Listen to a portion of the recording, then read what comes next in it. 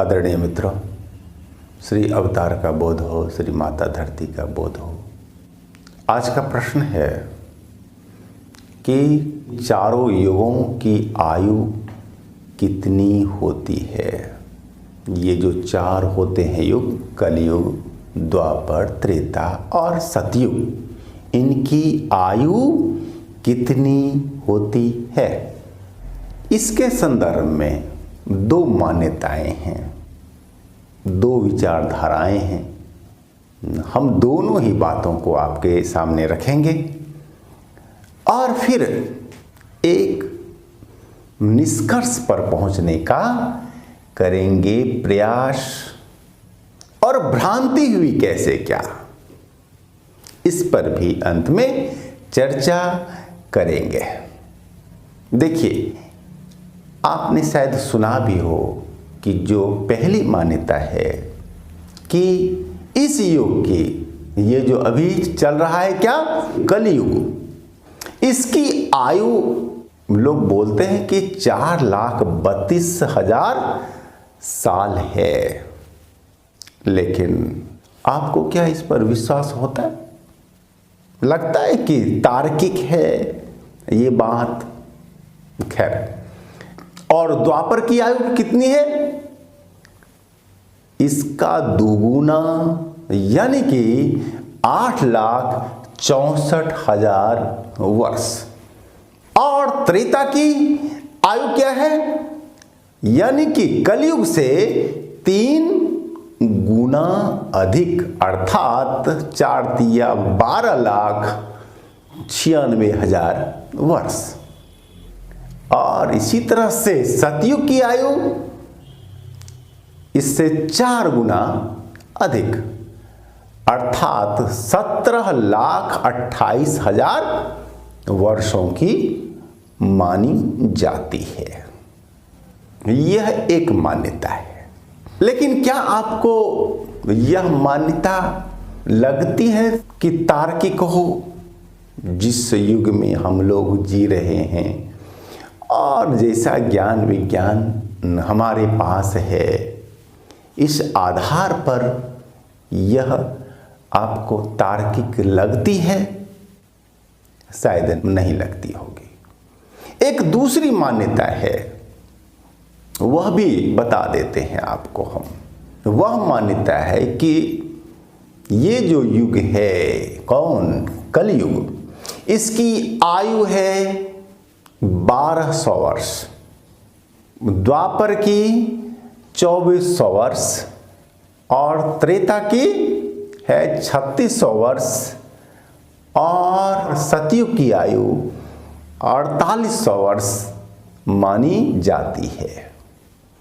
अब हम अपने शास्त्रों की करते हैं जांच पड़ताल, तो पाते हैं कि दोनों ही मान्यताओं की है चर्चा हमारे शास्त्रों में, कि कहीं पर एक मान्यता की होती है पुष्टि, वहीं दूसरे ग्रंथों में दूसरी मान्यता की होती है पुष्टि।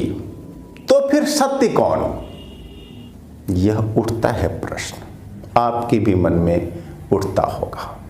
जो अपने यहाँ का एक सर्वमान्य ग्रंथ है, जिसे कहा जाता है पंचम वेद भी, वो है महाभारत। आपने तो इसकी कथाएं सुनी ही होंगी। इसके 1 पर में लिखा है, चत्वारयाहुः सहस्राणि वर्षाणां ततः कृतं युगम् तस्य तावच्छति संध्या सश्च तथाविधः 3 वर्षसहस्राणि त्रेतायुगमहोच्यते तस्य तावच्छति संध्या सश्च ततः परम् तथा वर्षसहस्रे द्वापरे परिमाणतः तस्यापि द्विशति संध्या सश्च तथाविधः।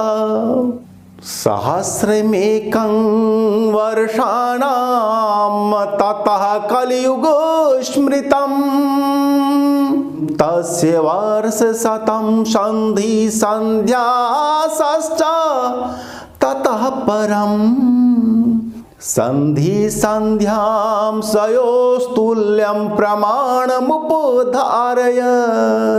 मित्रों, श्लोक का भावार्थ सारांश ये है कि सतयुग होता है 4000 वर्षों का और त्रेता होता है 3000 वर्षों का, द्वापर 2000 वर्षों का और कलियुग 1000 वर्षों का। लेकिन कोई भी युग एकदम से समाप्त नहीं होता और एकदम आगमन भी नहीं होता है। धीरे धीरे स्नेह स्नेह युग का समापन और आरंभ होता है।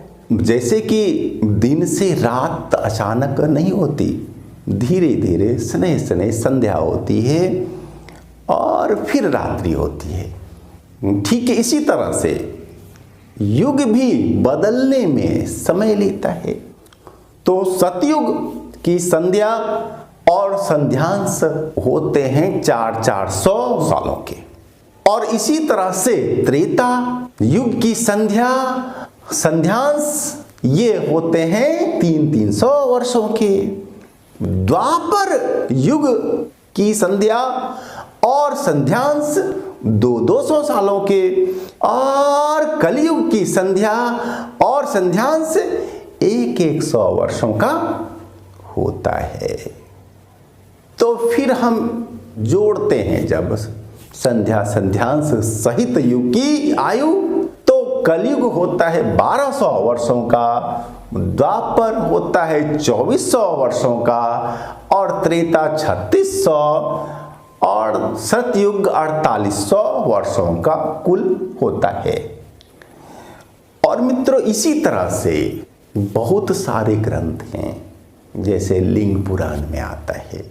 वीडियो लंबा नहीं हो जाए इसलिए हमने यहीं सुनाते हैं आपको।